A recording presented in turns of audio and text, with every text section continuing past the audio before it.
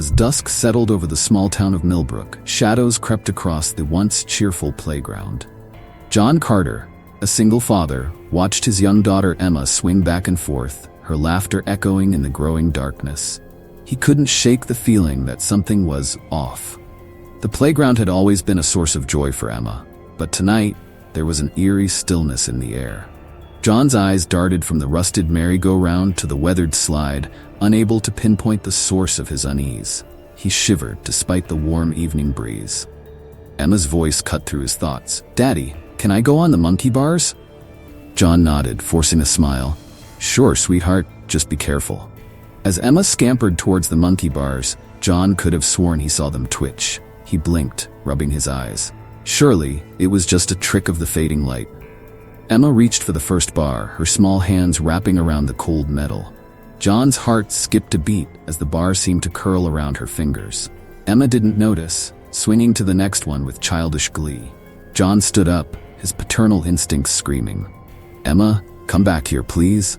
But Emma was lost in her own world, giggling as she moved from bar to bar. John's eyes widened in horror as he saw the bars begin to undulate, like serpents waiting to strike. He sprinted towards the monkey bars, his feet pounding against the soft rubber ground.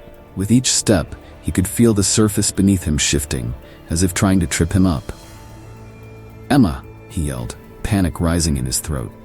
Emma turned, her smile fading as she saw the fear on her father's face. She tried to let go of the bars, but they held fast, their grip tightening around her small wrists. John reached the monkey bars, his hands grasping for Emma. The metal structure groaned and twisted, pulling Emma further away from her father's outstretched arms. The entire playground seemed to come alive with malevolent intent. The swings began to sway on their own, their chains clinking ominously. The slide curled upwards, its surface gleaming with an otherworldly sheen. John's mind raced, searching for a way to save his daughter. He grabbed onto the monkey bars, ignoring the searing pain as the metal burned his skin. With all his strength, he pulled himself up, fighting against the writhing structure. Emma whimpered, tears streaming down her face. "Daddy, I'm scared." "It's okay, sweetheart," John grunted, inching closer. "Daddy's here. I won't let anything happen to you." The monkey bars twisted and contorted, trying to shake John off, but he held on, his love for Emma giving him strength he didn't know he possessed. Finally, he reached Emma. With one arm, he held on to the bars, and with the other, he wrapped it around his daughter's waist. "Let go, Emma. I've got you." Emma released her grip, and John felt the bars trying to snatch her back. He leapt from the structure, cradling Emma protectively as they fell to the ground.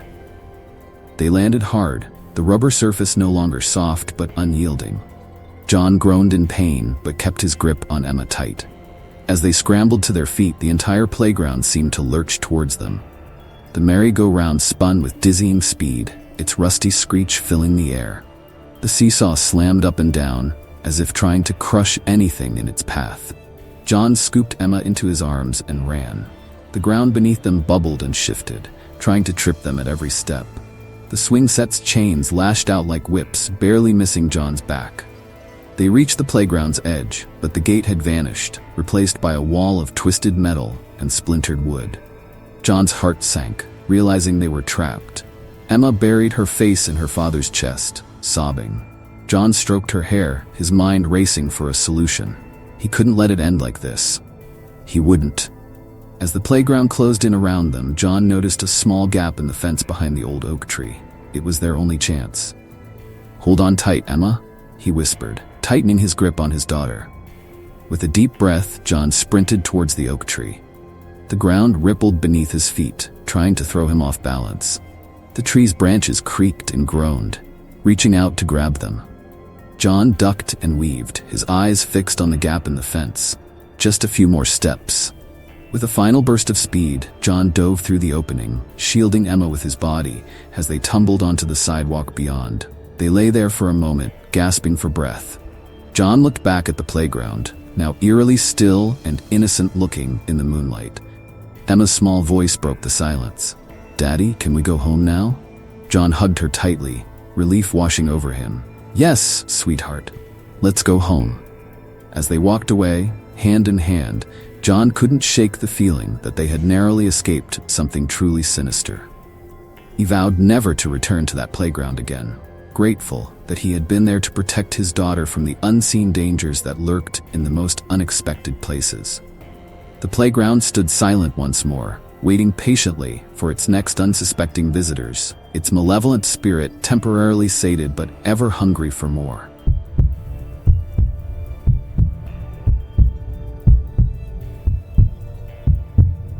The old brick walls of Blackwood University's Hawthorne Hall loomed against the autumn sky, their shadows stretching across the quad like grasping fingers. For shy freshman Mark Tanner, this imposing structure would be home for the next year. As he lugged his suitcase up the worn steps, a chill ran down his spine, a feeling that would become all too familiar in the weeks to come. Mark fumbled with his keycard, finally managing to unlock the heavy wooden door. The musty smell of age and secrets washed over him as he stepped into the dimly lit hallway. Portraits of stern-faced academics lined the walls, their eyes seeming to follow his every move. His room was on the 3rd floor, at the end of a long corridor. The floorboards creaked beneath his feet, each step echoing in the eerie silence. Mark couldn't shake the feeling that he was being watched, even though he appeared to be alone. Room 314. Mark took a deep breath and pushed open the door. The space was small but tidy, with 2 narrow beds, desks, and dressers. His roommate hadn't arrived yet, leaving the room feeling even more empty and unwelcoming.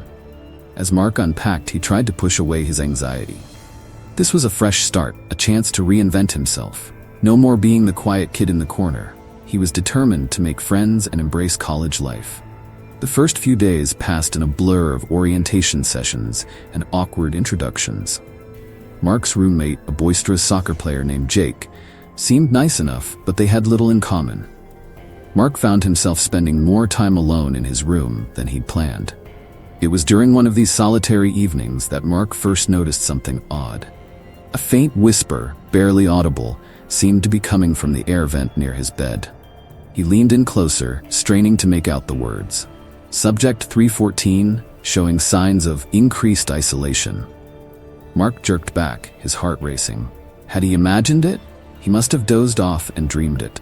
Shaking his head, he tried to focus on his textbook, pushing the incident from his mind. But over the next few days, strange occurrences began to pile up. Mark would wake up with no memory of going to bed, find notes in his handwriting that he didn't remember writing, or catch glimpses of shadowy figures darting around corners. His classmates seemed oblivious to his growing unease. In fact, they all appeared unnaturally cheerful and focused. Even Jake, once loud and carefree, now spent hours silently studying, a vacant smile plastered on his face. Mark tried to voice his concerns, but the words wouldn't come. It was as if something was blocking his ability to express his fears. He felt increasingly isolated, trapped in a nightmare he couldn't explain. One night, unable to sleep, Mark decided to explore the dormitory. The halls were eerily quiet, the silence broken only by the occasional creak of settling wood. As he rounded a corner, he froze. A door marked "Authorized Personnel Only" stood ajar, spilling a thin line of light into the darkness. Heart pounding, Mark inched closer. Voices drifted from within, low and urgent. He pressed his ear to the crack, straining to hear. "The experiment is progressing well?" A deep voice intoned. "Subject 314 is showing remarkable resistance, but the others are fully compliant." "Excellent," replied a second voice. "Increase the dosage in his food. We need all subjects under control before Phase 2 begins." Mark stumbled back, his mind reeling. An experiment? Dosage? What were they doing to him and his fellow students? He turned to flee, only to find his path blocked by a tall figure in a white coat. Before Mark could react, a sweet-smelling cloth was pressed against his face. The world spun, and darkness engulfed him. Mark awoke in his bed, sunlight streaming through the window. Had it all been a dream? But as he sat up, he noticed a small bandage on his arm that hadn't been there before. Over the following weeks, Mark fought against the growing fog in his mind. He found himself going through the motions of college life, attending classes and social events with a smile he didn't feel. But deep down, a part of him screamed in silent rebellion. He began leaving himself notes, hidden where he hoped the mysterious researchers wouldn't find them. Scraps of paper tucked into books, scribbled reminders on the underside of his desk drawer. Don't forget. Fight it. Stay awake. But with each passing day, it became harder to remember why he was fighting. The whispers from the vents grew louder, more insistent. Mark found himself agreeing with them, his will slowly eroding. One morning, Mark stood before the mirror, barely recognizing the vacant-eyed student staring back at him. A small part of his mind, the last bastion of his true self, railed against the fog, but it was so hard to think, so easy to just give in. A knock at the door startled him. "Mark? It's time for your special advising session," called a friendly voice. Mark smiled, all traces of doubt vanishing from his mind. "Coming," he replied cheerfully, grabbing his backpack. As he left the room, a crumpled note fell from his pocket, unnoticed. On it, in shaky handwriting, were the words, "Remember who you are. Don't let them win." But Mark didn't see it. He walked down the hall with a spring in his step, just another happy, productive student at Blackwood University. Behind him, the door to room 314 closed with a soft click, ready to welcome its next unsuspecting occupant.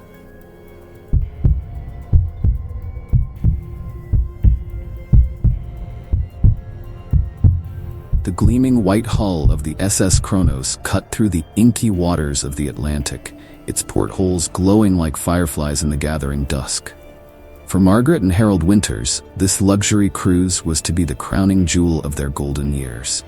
Little did they know that their dream vacation would soon become a nightmare journey through the darkest chapters of history. As the ship left port, the elderly couple stood on their private balcony, champagne flutes in hand. Margaret's silver hair fluttered in the sea breeze, while Harold's weathered hands gripped the railing with excitement. "To new adventures, my dear," Harold said, clinking his glass against his wife's.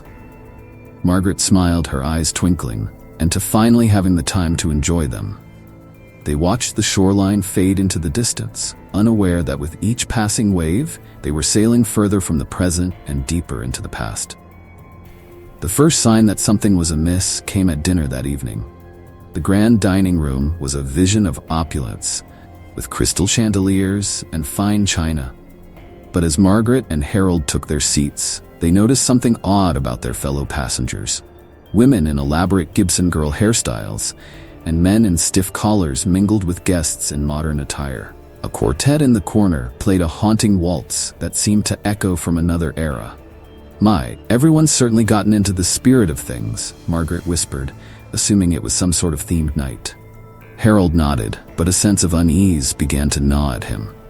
The air felt heavy, charged with an electricity he couldn't explain. As the night wore on, the ship seemed to change around them.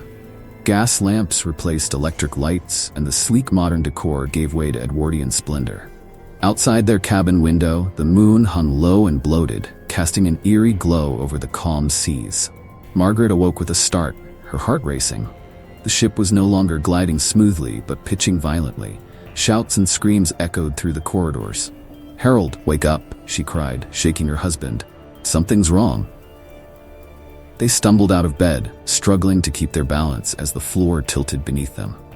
Harold threw open the cabin door and icy water rushed in, soaking their feet. "My God," he gasped. "We have to get to the lifeboats." As they made their way through the flooding corridors, Margaret's mind reeled. This couldn't be happening. It was impossible. Yet the panic around them was all too real. They emerged onto the slanting deck, and Margaret's blood ran cold. In the distance, a massive iceberg loomed against the starry sky. Passengers in period clothing rushed past them, their faces etched with terror. "Harold," Margaret whispered, her voice trembling. I think we're on the Titanic." Before Harold could respond, the world around them shimmered and shifted. The icy waters receded, replaced by calm seas and brilliant sunshine. The panicked crowds vanished, and they found themselves standing among vacationers in 1930s bathing costumes. Relief washed over them, but it was short-lived. As they watched, the sky darkened, and storm clouds gathered on the horizon with unnatural speed. The wind picked up, howling with growing fury. "Hurricane," a passing steward muttered, his face grim. "The SS Morro Castle is in for a rough night." Margaret clutched Harold's arm, her eyes wide with fear. "It's happening again. We're jumping through time, witnessing disasters at sea." Over the next few days, the pattern repeated itself. The ship would sail smoothly for hours, lulling them into a false sense of security. Then, without warning, they would find themselves thrust into another maritime tragedy. They huddled with terrified passengers as German U-boats circled the Lusitania. They felt the deck lurch as the Andrea Doria collided with the Stockholm in dense fog. Each time, just as disaster seemed imminent, the scene would shift, and they would be safe once more. But for how long? Harold and Margaret tried to warn their fellow passengers, to alert the crew, but no one would listen. It was as if they were ghosts, observers unable to change the course of history. "We have to find a way off this ship," Harold said, his once cheerful face now haggard with worry, "before we end up part of one of these tragedies for good." They scoured the ship for answers, searching for any clue that might explain their predicament or offer a way out. In the ship's library, hidden behind a shelf of nautical charts, they discovered an ancient logbook. Its pages were filled with entries spanning centuries, all in the same handwriting. The final entry chilled them to the bone. "The SS Kronos sails on, forever bound to the tragedies of the past. Those who board her decks are doomed to witness the inevitability of fate, powerless to change what has already come to pass." As Margaret read the words aloud, the ship groaned and shuddered around them. The library dissolved, replaced by a stark modern control room. Banks of computers blinked and whirred, their screens displaying radiation warnings and countdown timers. "No," Harold breathed, realization dawning. "It can't be." Through the reinforced windows, they could see a barren landscape, dotted with squat concrete buildings. In the distance, mushroom clouds bloomed on the horizon. "This isn't the past," Margaret said, her voice hollow. "It's the future." As alarms blared and the room filled with blinding light, Margaret and Harold clung to each other. They had witnessed the great disasters of history, powerless to change them. Now it seemed, they were about to become part of one. The SS Kronos shimmered and faded, ready to continue its endless voyage through the tragedies of time. And as the world around them was engulfed in atomic fire, Margaret and Harold Winters realized that their dream vacation had become an eternal nightmare. A journey with no escape, forever sailing towards the inevitability of disaster and death.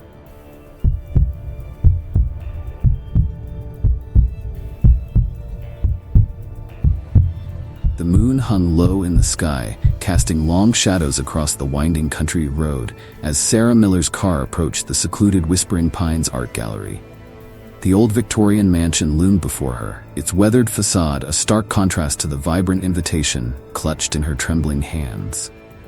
For Sarah, an aspiring artist struggling to make her mark, this private showing could be her big break. Little did she know that by stepping through those ornate doors, she would be entering a world where art and reality blurred into a terrifying masterpiece. Sarah parked her car and took a deep breath, smoothing her dress and checking her reflection in the rearview mirror. The gallery's windows glowed with warm light, promising an evening of sophistication and artistic wonder. With a mix of excitement and nerves, she made her way up the creaking steps and rang the bell. The door swung open, revealing a tall, gaunt man with piercing eyes and a thin-lipped smile. "Ah, Miss Miller," he said, his voice as dry as old parchment. "We've been expecting you. Please, come in." Sarah stepped into a grand foyer, its walls adorned with paintings that seemed to shimmer in the candlelight. The air was heavy with the scent of oil paints and aged wood. A small group of people milled about, their hushed conversations creating a soft murmur that echoed through the house. "Allow me to introduce myself," the man said, closing the door behind her. "I am Cornelius Blackwood, curator of this humble gallery. Feel free to explore and lose yourself in the art." His choice of words sent a chill down Sarah's spine, but she pushed the feeling aside. This was her chance to network, to see the works of great artists up close. She wouldn't let her nerves get the better of her. Sarah made her way into the first exhibition room, a spacious chamber filled with landscapes. As she approached a painting of a moonlit forest, she gasped. The branches seemed to sway gently, as if stirred by an unfelt breeze. She blinked hard, convinced her eyes were playing tricks on her. Moving closer, Sarah peered at the painting. The movement stopped, leaving only a static image. She laughed nervously, chiding herself for her overactive imagination. Yet as she turned away, she could have sworn she saw a shadow dart between the trees from the corner of her eye. The next room held portraits, their subjects' eyes following Sarah as she walked past. One painting in particular caught her attention, a woman in Victorian dress, her face partially hidden by a lace fan. As Sarah studied the intricate brushwork, the woman's eyes met hers. Slowly, impossibly, the fan lowered, revealing a mouth twisted into a wicked grin. Sarah stumbled backward, her heart pounding. This time she was certain she hadn't imagined it. She looked around wildly, seeking another guest to confirm what she'd seen. But the room was empty, the other visitors having moved on to different parts of the gallery. With shaking hands, Sarah reached for the door handle, ready to flee. But as she turned it, she found it locked. Panic rising in her throat, she pounded on the door. "Hello, is anyone there? I'm trapped." Her cries echoed unanswered. When she turned back to the room, her blood ran cold. The subjects of every portrait were now facing her, their eyes gleaming with malevolent interest. The Victorian woman stepped out of her frame, her movements jerky and unnatural, like a marionette controlled by unseen strings. Sarah pressed herself against the door, her mind reeling. This couldn't be happening. It defied all logic, all reason, yet the evidence of her senses was undeniable. As the portrait subjects advanced, their painted forms becoming more solid with each step, Sarah's survival instincts kicked in. She grabbed a nearby chair and hurled it at the window. The glass shattered, and she leapt through, unmindful of the cuts and scrapes. She found herself in a garden that looked nothing like the manicured lawn she'd seen when she arrived. Twisted topiaries loomed overhead, their shapes constantly shifting. The flowers at her feet seemed to whisper as she ran past, their petals reaching out to grab at her ankles. Sarah sprinted towards where she thought she'd left her car, but the driveway had vanished. In its place was a winding path that led deeper into the surreal landscape. Behind her, she could hear the sounds of pursuit, the scrape of painted feet on gravel, the rustle of canvas clothes. The path split, and Sarah chose a direction at random. She rounded a corner and found herself face to face with a massive painting that seemed to fill the entire world. It depicted a swirling vortex of colors, and as she watched in horror, it began to pull her in. Sarah clawed at the ground, at the air, at anything to stop her inevitable descent into the painting. But it was no use.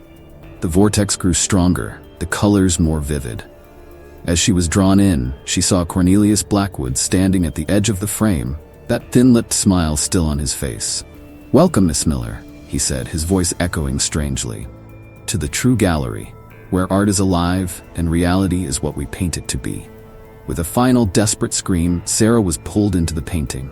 The colors swirled around her, reshaping her, redefining her very existence. She felt herself becoming less solid, more painted. In the real world, or what was left of it, Cornelius Blackwood stood before a new addition to his collection. It showed a young woman, terror etched on her face, reaching out from the canvas as if trying to escape. He smiled, admiring the exquisite brushwork, the raw emotion captured in oils and pigments. "A masterpiece," he murmured, straightening the frame. "Simply exquisite." As he turned away, preparing for the next unsuspecting visitor, the painted Sarah's eyes followed him. And deep within the artwork, in a place between reality and imagination, her silent scream echoed endlessly through the surreal prison of the living gallery.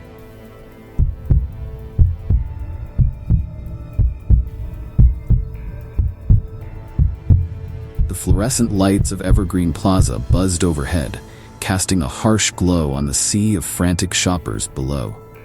Among them was Tom Benson, a harried accountant who had once again left his holiday shopping to the last minute. As he pushed through the revolving doors, a blast of warm air thick with the scent of cinnamon and pine enveloped him. Little did Tom know that this seemingly ordinary trip to the mall would become a descent into a consumerist nightmare from which there might be no escape. Tom consulted his crumpled list, determined to get in and out as quickly as possible. He had always hated shopping, especially during the holiday rush. The sooner he could return to the quiet of his apartment, the better.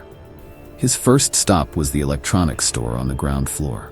As he approached, a cheerful salesperson intercepted him. "Welcome to Tech World. Can I interest you in our holiday bundle?" It's a steal at just $999.99. Tom politely declined and tried to move past, but the salesperson was persistent. Are you sure? This offer won't last forever. Those words would come back to haunt Tom later. After finally breaking free, Tom made his way through the crowded mall. He ticked items off his list one by one, his arms growing heavy with bags. As the hours passed, he began to feel disoriented. Hadn't he passed that fountain 3 times already? Tom checked his watch, surprised to see it was already 9 p.m. The mall should be closing soon, he thought with relief. He headed towards the main entrance, ready to call it a night. But when he reached the doors, they wouldn't budge. Tom frowned, pushing harder. Nothing. He looked around for a security guard or staff member, but the area was deserted. A voice crackled over the intercom. Attention shoppers! Our Midnight Madness sale is just beginning. All stores will remain open until every last item is sold. Tom's heart sank. He didn't want to spend another minute in this place, let alone hours. He decided to try another exit. As he walked, Tom noticed something odd. The mall seemed to be changing. Stores he didn't remember seeing before had appeared, their windows filled with glittering displays. The corridors stretched longer than he recalled, twisting and turning like a labyrinth. Tom's pace quickened, his shopping bag swinging wildly as he searched for a way out. But each exit he found was blocked. Doors that wouldn't open, escalators that only went up, elevators that never arrived. Panic began to set in. Tom approached a group of shoppers, hoping they could help. "Excuse me," he said. "Do you know how to get out of here?" They turned to him with vacant smiles, their eyes glazed over. "Why would you want to leave?" one woman asked. "The sales are just getting started." Tom backed away, unnerved. He noticed more and more shoppers with that same empty look, mindlessly filling their carts with items they didn't need. The intercom crackled again. "Don't miss our doorbuster deals. Remember, happiness is just one purchase away." Tom broke into a run, desperate to escape the maddening loop of commercials and Christmas music. But no matter how far he ran, he always ended up back where he started. Hours blended into days. Tom lost track of time, his watch having stopped at midnight. He slept in fitting rooms, ate at the food court, and washed up in public restrooms. All the while, the relentless rhythm of the mall continued, an endless cycle of sales, announcements, and mindless consumption. He watched as other shoppers succumbed to the mall's strange power. A businessman in a wrinkled suit who had been searching for his car now pushed a cart piled high with kitchen gadgets, muttering about great deals. A young mother who had been crying for her children yesterday now browsed handbags with a serene smile, all memory of her former life seemingly erased. Tom fought to keep his sanity, to remember who he was and why he needed to escape. But with each passing day, it became harder. The constant barrage of advertisements and the hypnotic beeping of cash registers wore down his defenses. He found himself lingering in stores he had no interest in, picking up items he didn't need. This would make a great gift, he caught himself thinking, before shaking off the thought in horror. In a moment of clarity, Tom realized the truth. The mall was feeding off them, trapping them in an endless cycle of desire and consumption. It was growing, expanding, becoming a world unto itself. Determined to find a way out, Tom began to explore the furthest reaches of the mall. He discovered hidden corridors and service tunnels, always pushing further in hopes of finding an exit. In a dusty, forgotten corner, he found an old map of the original mall layout. It was nothing like the sprawling complex he now found himself in, but it gave him hope. If he could find the original structure within this labyrinth, perhaps he could find a way out. Tom spent what felt like weeks searching, following the faded lines of the map. He fought against the mall's attempts to distract him. Flash sales, limited-time offers, exclusive products that seemed tailor-made for his desires. Finally, in a nondescript hallway behind a row of vending machines, Tom found a door marked "Emergency Exit." His heart raced as he pushed it open, revealing a dark stairwell. He climbed for what seemed like hours, his legs burning, until he reached another door. With trembling hands, he turned the handle. Blinding sunlight flooded in, momentarily disorienting him. As his eyes adjusted, Tom found himself in the mall's parking lot. His car sat where he had left it, now covered in a thick layer of dust. Tom stumbled towards it, fumbling for his keys. As he opened the door, he heard the mall's intercom one last time, fainter now but still audible. "Attention shopper, your cart has been saved. We'll be waiting for your return. Remember, at Evergreen Plaza, the bargains are eternal." Tom shuddered and got into his car, peeling out of the parking lot as fast as he could. He vowed never to set foot in a mall again, the memory of his ordeal forever etched in his mind.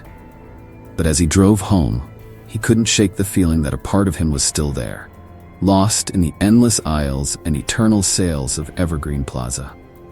And sometimes, late at night, he could swear he heard the faint echo of Christmas music and the maddening loop of commercials, calling him back to the mall of eternal bargains.